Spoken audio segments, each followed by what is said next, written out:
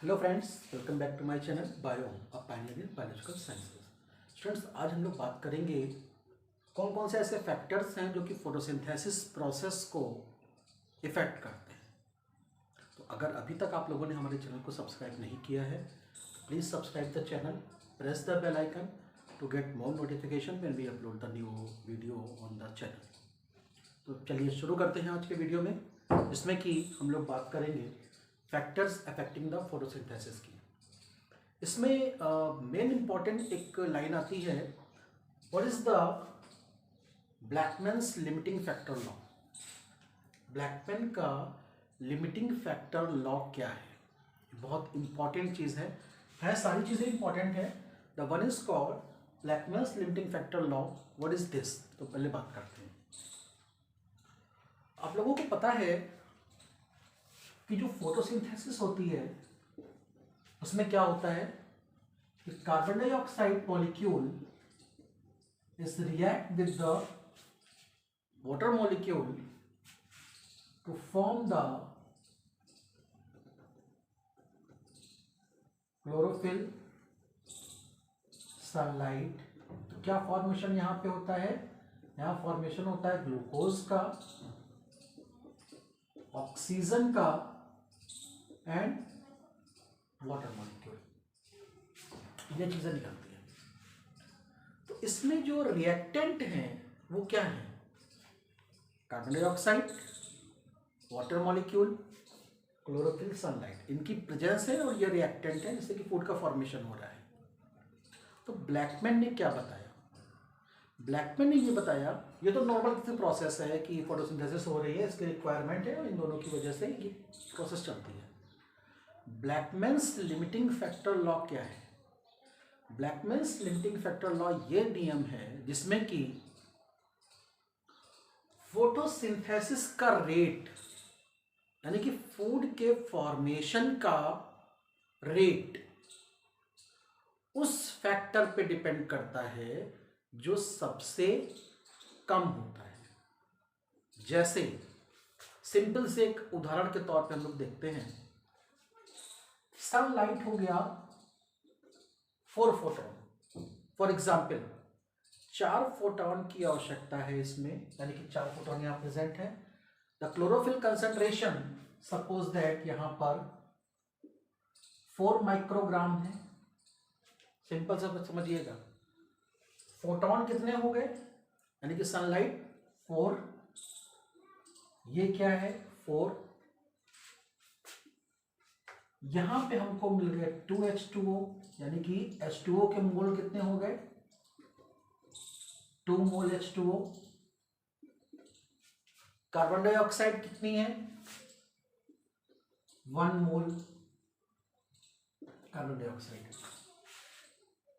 ये photosynthesis normal हो रही है जिसमें कि 6 carbon dioxide, 12 H2O molecule, chlorophyll, sunlight की प्रेजेंस में फूड का फॉर्मेशन होता है। तो ब्लैकमैन ने क्या बताया कि फोटोसिंथेसिस रेट उस फैक्टर पे डिपेंड करता है जो सबसे कम होता है। This is called Blackman's limiting factor law. Rate of the photosynthesis is depend upon the which compound which have the lowest number, जिसकी कंसंट्रेशन सबसे कम है। फॉर एग्जाम्पल चेंज करते हैं इसको, अगर इसको हमने 2 कर दिया, ये 2 हो गए, ये 4 हो गए। अब किस पे डिपेंड करेगी? इन पे डिपेंड करेगी। अगर हमने वेरिएशन कर दिया, यहां पर 1 हो गया, अब किस पे डिपेंड करेगी? इस पे डिपेंड करेगी। अगर इसको हमने 6 कर दिया, क्लोरोफिल की कंसंट्रेशन कम कर दी, अब फोटोसिंथेसिस रेट किस पे डिपेंड करेगी? क्लोरोफिल के कंसंट्रेशन पे डिपेंड करेगी। ये भी हमने सेम रखा, हमने लाइट कम डाल दी, अब किस पे डिपेंड करेगी? लाइट पे डिपेंड करेगी। यानी कि rate of the photosynthesis is depend upon the factor which is in least number, जो सबसे कम संख्या में होगा, सबसे कम कंसंट्रेशन में होगा, सबसे कम अमाउंट में होगा, उस पर डिपेंड करती है फोटोसिंथेसिस का रेट, जिसको बताया था ब्लैकमैन्स ने। That's why it is called Blackman's limiting factor law या Blackman's law of limiting factor. इसके आधार पे क्या बताया गया आपको, इसमें ये हुआ कि rate of the photosynthesis depend upon the reactant which have the least number, least concentration, least amount, उस पर डिपेंड करता है। ठीक है, ये आपका पहला पॉइंट क्लियर हो गया कि what is Blackman's law of limiting factor. Next बात करते हैं लाइट पे।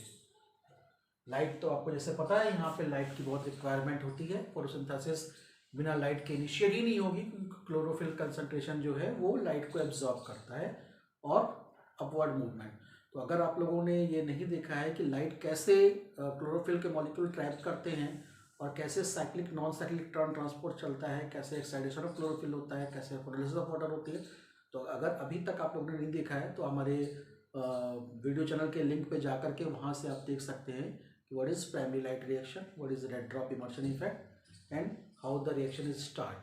ठीक, तो लाइट की बात कर रहे हैं। लाइट दो तरह से इफेक्ट करती है फोटोसिंथेसिस को। एक तो होता है लाइट क्वालिटी, लाइट की क्वालिटी कैसी है। दूसरी होती है लाइट इंटेंसिटी। तो light is effect on the photosynthesis by two means, the one is called light quality and other one is light intensity. अगर आप में बहुत तेज लाइट पड़ रही है किसी भी प्लांट के ऊपर, लाइट की इंटेंसिटी, लाइट बहुत इंटेंस लाइट फॉल हो रही है लीफ के ऊपर, तो क्या होगा, rate of photosynthesis increase, because chlorophyll क्या है, क्लोरोफिल ट्रैप करेगा अधिक से अधिक लाइट को, लाइट रिएक्शन स्टार्ट होगी, प्राइमरी लाइट रिएक्शन होगी, फोटोलिसिस ऑफ वाटर होगा। यानी कि अगर हम सिंपल सी भाषा में कहें तो लाइट इंटेंसिटी अगर बढ़ती है तो फोटोसिंथेसिस इंक्रीज करेगी। समझिए इसको पहले, ये देख रहे हैं हम लोग, if the light intensity is increase photosynthesis is also increase, बढ़ेगी। बट यहां ये चीज समझने की बात है कि अगर बहुत ज्यादा तेज लाइट है, अगर लाइट जो है वो बहुत तेज है, तो फोटोसिंथेसिस लाइट की प्रोसेस डाउन हो जाएगी। क्यों, उसका भी रीजन है क्यों ऐसा होता है। अभी हमने क्या कहा, लाइट इंटेंसिटी बढ़ रही है तो फोटोसिंथेसिस बढ़ रही है। If high, that is very high light intensity, अगर बहुत तेज है तो क्या होगा, ये बहुत तेज है तो फोटोसिंथेसिस डाउन। क्यों, ये समझने की चीज है। हम क्या देख रहे हैं यहां पर कि फूड है, ये लीफ है, इस लीफ में फूड का फॉर्मेशन हो रहा है, ये रिएक्शंस हो रही हैं, क्या बन रहा है, फूड बन रहा है, फूड बना। लेकिन बहुत तेज गर्मी पड़ रही तो क्या होगा, फूड इटसेल्फ ऑक्सीडाइज्ड, तुरंत फूड जो है वो खत्म होना शुरू हो जाएगा, टूटना शुरू हो जाएगा। At a very high light intensity rate of photosynthesis is down. क्यों, बिकॉज ऑफ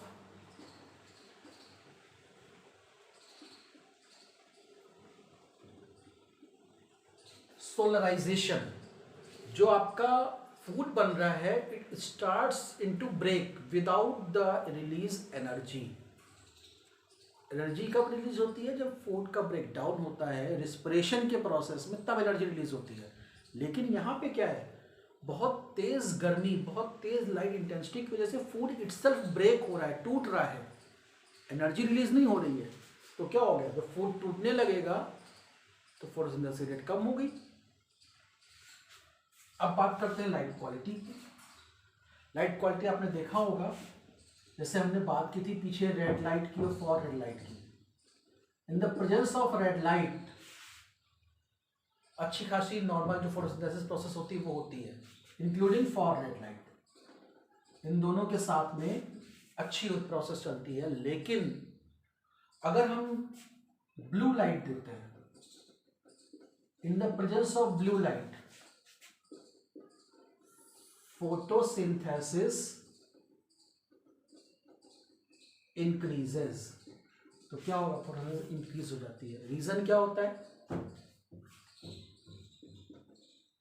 ये आपने देखा होगा विबग्योर, ठीक है, इसकी वेवलेंथ की वजह से ये ब्लू है, ये रेड है। जब इधर चल रहे हैं तो यहाँ पर जो एनर्जी है वो ज़्यादा है, जिससे कि जब ज़्यादा एनर्जी ट्रैप करेगा तो वो इंक्रीज कर देता है। Now temperature, every 10 degrees Celsius rise in temperature, her 10 degree Celsius temperature बढ़ने पर रेट ऑफ फोटोसिंथेसिस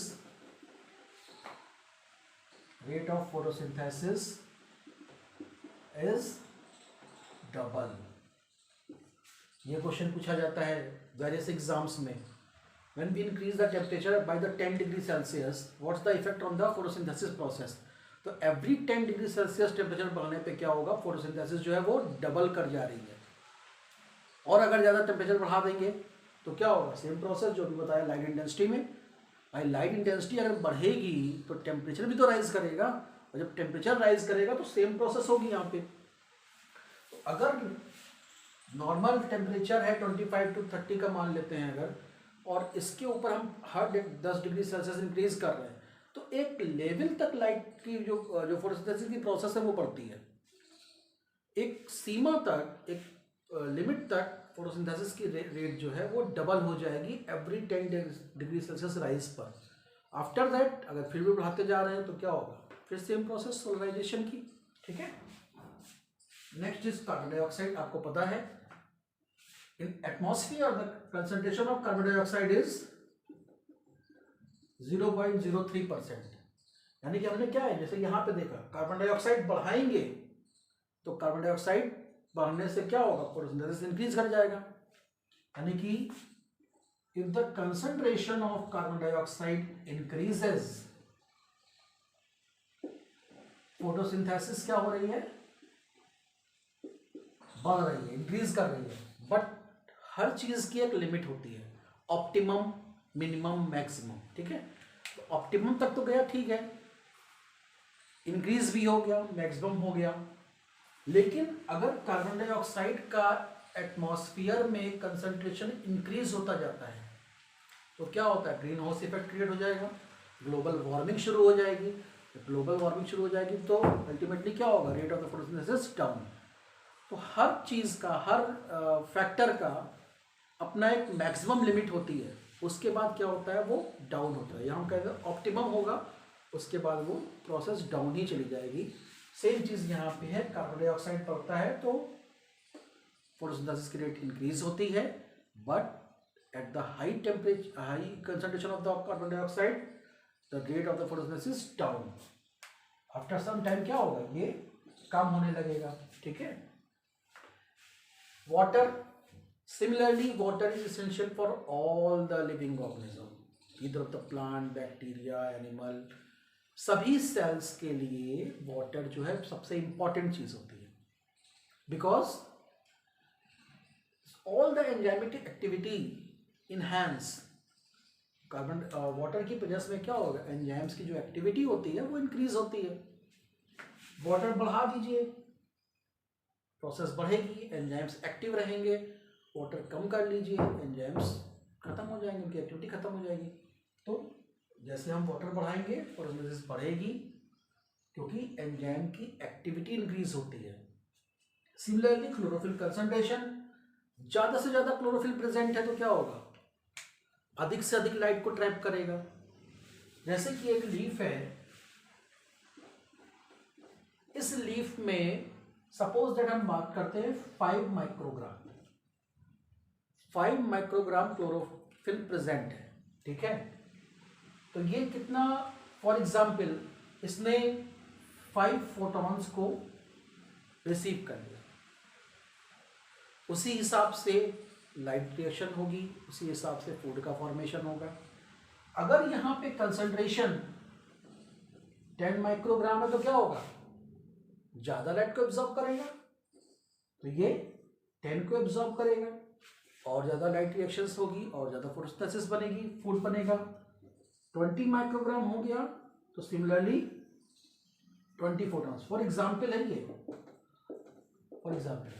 तो अगर क्लोरोफिल का कंसंट्रेशन ज़्यादा है तो फोटोसिंथेसिस ज़्यादा है, अगर फोटोसिंथेसिस ज़्यादा हो रही है तो क्या है, यहाँ पे क्लोरोफिल ज़्यादा होगा तभी तो ये प्रोसेस चल रहा है।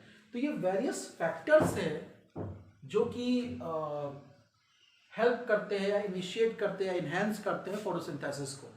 तो अगर इसको हम लोग बात करें तो दो तरह से डिवाइड भी कर सकते हैं, बहुत सिंपल भाषा में। अगर आपको बहुत एलोबोरेट करके लिखना है, एग्जाम में पूछा गया है 3 नंबर्स का 5 नंबर्स का, what are the various factors which affect the photosynthesis process, तो इसको आप दो तरह से बता सकते हैं। एक तो हो गया internal factors. What are the internal factors, chlorophyll concentration, absorption of light, ठीक है।